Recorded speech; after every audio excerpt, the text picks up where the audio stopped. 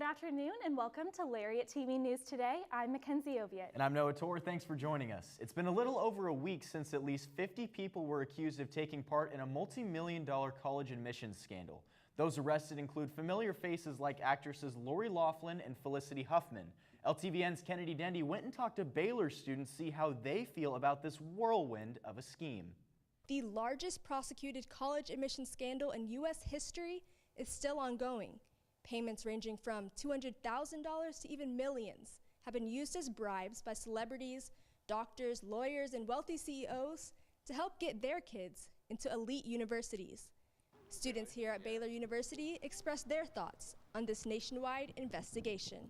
If you're letting these underqualified students go into these colleges and whatever, and then they go out and get these jobs, are they even qualified for those jobs? How do we know that they hadn't bribed their own professors or whatever to pass those courses? Well, it seems a bit unjust that that's how certain people are getting access to their education. So what does that say about the value of a college degree? Taking shortcuts, as we've seen through this college scandal, really devalues what it means to have a college degree. I think if someone's willing to cheat a system in order to gain something, then that means that that thing has value. The way that they did that kind of devalued the college degree. Baylor's director of admissions weighed in on the steps the university takes to ensure a fair entrance for all. It's very important to us that every single student has the exact same equitable and fair admissions review, and that as we consider who's the best fit for the university, that they know what we're looking for. If they have all this money to throw at bribing people, they could have used it for tutoring or sending them to SAT or ACT classes. And I mean, it's not good parenting. It's not them trying to be good parents. It's the repercussions of them being lazy parents. For Lariat TV News, I'm Kennedy Dendy. The Waco ISD Superintendent Dr. Marcus Nelson resigned from his position with the school district Thursday night. Nelson was arrested on a misdemeanor marijuana possession charge March 6th in the Robertson County near Hearn. He spent a night in jail after the pot was found in his car after a routine traffic stop. Waco ISD will pay Nelson a total of $96,000 over a 4-month period as a part of the separation agreement. It's not clear what direction the Waco ISD will move toward in search of their new superintendent, but an interim will be named shortly. Baylor students, have no fear, your ride is here. If you don't have a car on campus, LTVN's Julia Lorenz discovered a few alternatives to get around Waco. No car on campus, no problem. Baylor offers multiple alternatives for students without cars. The first and the most popular is the Baylor University Shuttle. This system has 5 different routes reaching to different apartment complexes and campus locations. Service starts every class day at 7:25 till 5:25. However, after the normal hours, they have an after-hours shuttle that goes until 1:30 in the morning. All buses can be tracked through the online application called Ride Systems on your phone. I reached out to a few students to hear their opinions on this resource. I use the bus every single day to get to and from campus. For the most part, yes, it can be reliable. There have definitely been days that it'll break down out of nowhere and I have to either find alternate transportation or walk. I think it runs pretty efficiently. I just wish there was a second late night bus instead of just the one. Another option for students without cars is a zip car. Baylor houses 3 cars on campus right in front of Pat and Neff. You just need to be 18 with a valid driver's license and sign up online. The cars range from $7.50 to $9.50 per hour. Zip car covers gas, insurance, and maintenance. The final resource for students is the shuttle that takes them to the local H-E-B, a grocery store located on Valley Mills Drive. It departs at the circle of 5th and Spate on campus at 21 minutes after the hour and arrives back on campus at 57 minutes after the hour. The route runs Monday through Saturday, and riders can purchase a day pass for $3. For the students that have cars, however, there can be a whole other set of issues, including bad parking. LTVN's Sarah Gill headed to Fountain Mall to get the students' opinion on why parking on campus is such a hassle. First week I was here, I actually noticed that there's a person who's pulling into a space in the 5th Street parking garage, completely sideswiped another car, and then pulled right back out and left. Unfortunately, I didn't get his license plate number or anything, but it was pretty disheartening to see that something like that would happen on the Baylor campus. I actually got hit from behind coming out of one of the parking garages on the north side of campus, as well as a person actually pulled out in front of my car, parallel parked, and hit me from the front. I generally seem to find enough space between the spots to park my car, and I don't really have a small car. So, but I think that people are pretty good at staying in their lines and parking pretty well. Even if you can fit, then it messes everything up for the rest of the people that have to park there. One time somebody wrote a note in like the dust on my car that I was a bad parker, but it was really somebody that had parked there before. I was trying to get out of a parking spot, and after that, there was a car that was right next to me, and they're parked at an angle, and I can't even get out. Like, I can barely pull out of my parking spot. There's a lot of people who are good, but at the same time, there's a lot of careless people. Because I got my bumper hit, it actually got knocked off. So I feel like there's a lot of careless people who are out there, and that there should be something done about that. At least install like the mirrors, so that way you can see when people are coming, like the blind spot mirrors in the parking garages, because people are just speeding through and not really paying attention to what's going on around them. Yeah, I'm for sure a bad parker. I always feel really bad when I try and back into spots and it just doesn't really work very well. Being in a sorority can bring women together, but for others, sorority life can become difficult to maintain combined with their other responsibilities. Between the commitment to the sorority, busy classes, and dealing with time management, some girls are finding peace in their decision to drop. In Greek life, if you miss meetings or events, you can be fined, which is a key factor for some girls who are involved in many organizations. And for some, women are deciding that sorority life just isn't for them. Tyler Jr. and former Kappa Alpha Theta Sarah Beth Rogers depinned from her sorority and joined Young Life and said that instead of the community and the relationship she was hoping to find in her Greek life organization, she mainly found anxiety within it. Spring break may be over, but some students had the chance to leave a lasting impact on communities all around the world. We've got the details on a few students' recent mission work coming up right after the break. The best and brightest are drawn to Baylor, where those from many backgrounds with many talents shine together before casting their light outward to illuminate the world. Through transformational learning opportunities that are grounded in Christian faith and service, and research that impacts lives and communities. Baylor University, a place where lights shine bright. At Baylor, spring break is about more than just spending some free time in the sun, as mission trips have become a popular way for students to spend their week off. LTVN's Emma Witt had the opportunity to speak to one student about the mission she went on last week. Though the thought of spring break is often associated with images of beaches and relaxation, many Baylor students actually use this break to do mission work all over the world. Baylor sophomore Delaney Hsu spent her spring break on a medical mission in Guatemala. One of her standout memories involved an inspiring woman who carried her 8-year-old quadriplegic daughter everywhere with her on her back. When she got to the triage center, we asked her, like, why didn't you cut this line? Like, why didn't you want to come up here and get treatment like right away, because so you don't have to like hold your daughter like this for so long?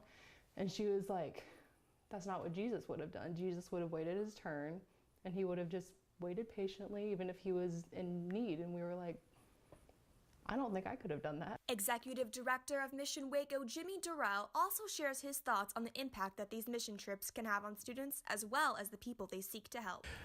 I think there is a built-in arrogance about those of us that have grown up in wealth, and not mean wealth in the most general sense. Most of us at Baylor have had privilege all our lives. And I think there's a humility and a waking up time when we see how blessed we really are. For the Lariat TV News, I'm Emma Witt. Explosions of color filled Fountain Mall on Tuesday as Baylor students celebrated Holi.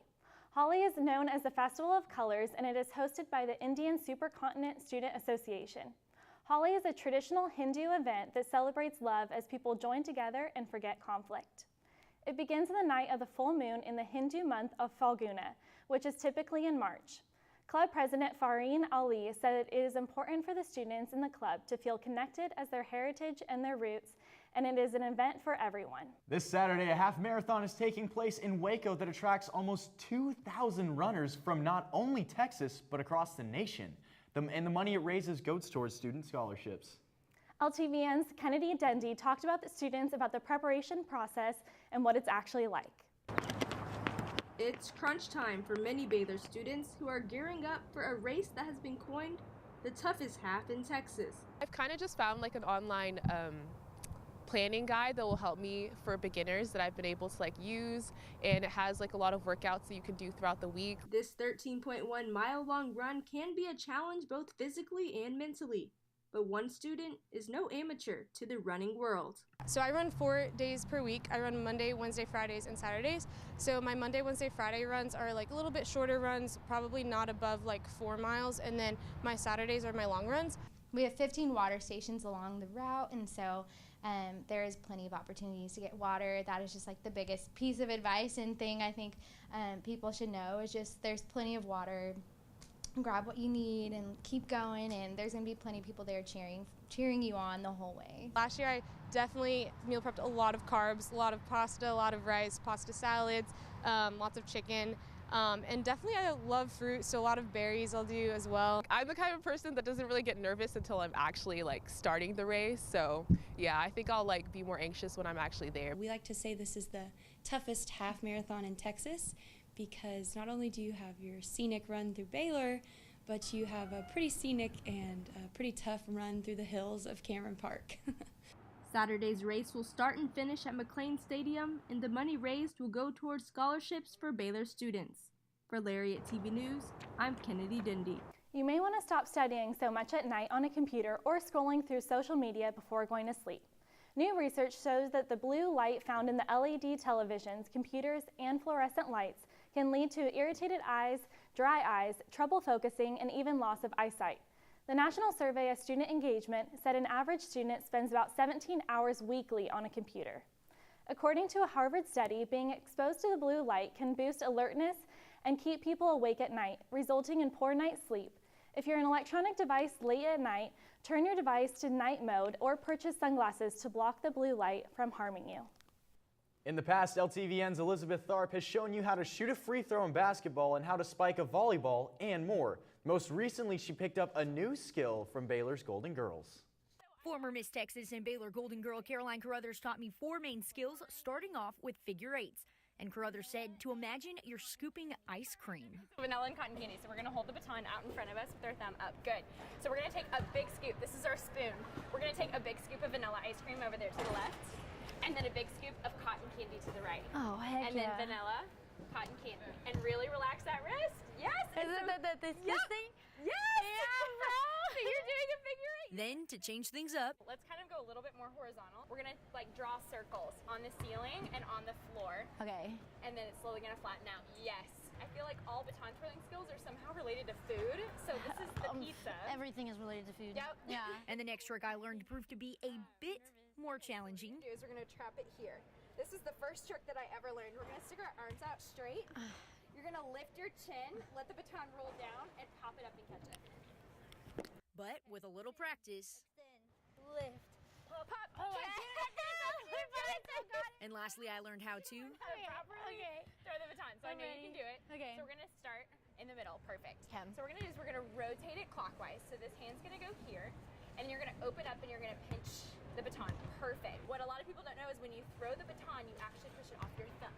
So then you're gonna release and push that baton off your thumb. How do I make it? Yep, just lift. Good. So now when you have the momentum, it'll make it a little bit easier. Push off that thumb and lift. Yes, that's it. With basketball season coming to a close, the next time you can see the Golden Girls in action is during the upcoming football season.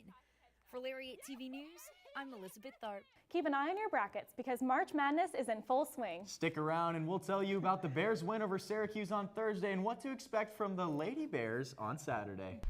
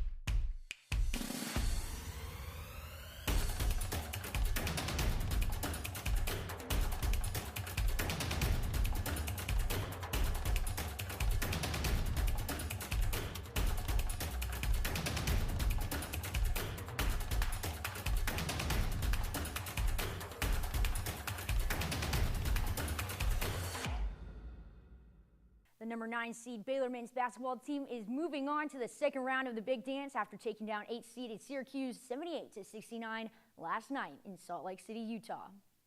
About 6 minutes into the first half, Baylor took a nice 11-point lead over Syracuse, but the Orange bounced back to trail by just 1 at halftime. The second half was back and forth for the entire 20 minutes, but thanks to Makai Mason, Jared Butler, Mario Kegler, and King McClure all scoring in double figures and hitting a combined 16 three-pointers, Baylor was able to walk away with a hard-fought win. The Bears will now remain in Salt Lake and face the number 1 seed Gonzaga on Saturday. The Lady Bears are going dancing for the 16th consecutive year and for the 6th time as a number 1 seed. I found out what head coach Kim Mulkey and senior center Kalani Brown had to say about this playoff run. It's an exciting time of the year, and we've had a remarkable year, and this team deserves the number 1 seed, and we'll take that, but it guarantees us nothing. Our focus will be on Abilene Christian, and should we be fortunate enough to win that, then we will watch and scout Cal and North Carolina. I'm very excited, very pumped up and ready to play. You know, I've checked off everything I could think of in my career. A Final Four is the last thing, so. Baylor will face the number 16 seed Abilene Christian University here in Waco at the Ferrell Center on Saturday.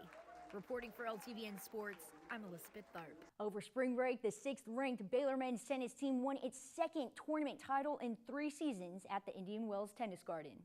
They claimed the championship title with a 4-2 victory over number 16 USC, and now Baylor is on a 7-match win streak and improved to 5-2 against ranked opponents this season. The team faces Arizona State Friday at 6 p.m. at the Herd Tennis Center, and free flashlights will be given out as part of the Baylor Lights promotion.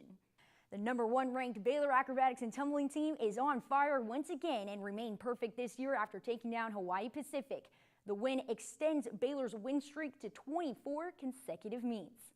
Baylor started off strong in the beginning, earning a perfect 10 in the toss heat of compulsory, which was the first of 2 perfect scores in the meet. The Bears also scored a 10 in heat 3, which helped them grab the lead heading into the break. In the end, Baylor scored 3 points higher in the team event, which sealed the deal for the Bears. Baylor is now back at home to host number 8 Converse College on March 26th at 6 p.m. at the Ferrell Center. Baylor's baseball team opens conference play this weekend at the Baylor Ballpark against West Virginia Mountaineers. After a back-and-forth midweek loss to Sam Houston State, Steve Rodriguez's team is looking for a strong start in Big 12 play. The Bears are now 13-6, the 4th best record in Big 12 going into conference play. They were ranked 26th by Collegiate Baseball and 29th in the National Collegiate Baseball Writers Association poll this week. The series against West Virginia will begin at 6:35 p.m. on Friday. And that's your sports update for this Friday. Thanks for watching Lariat TV News today. We'll see you next week. Have a great day, Baylor Nation.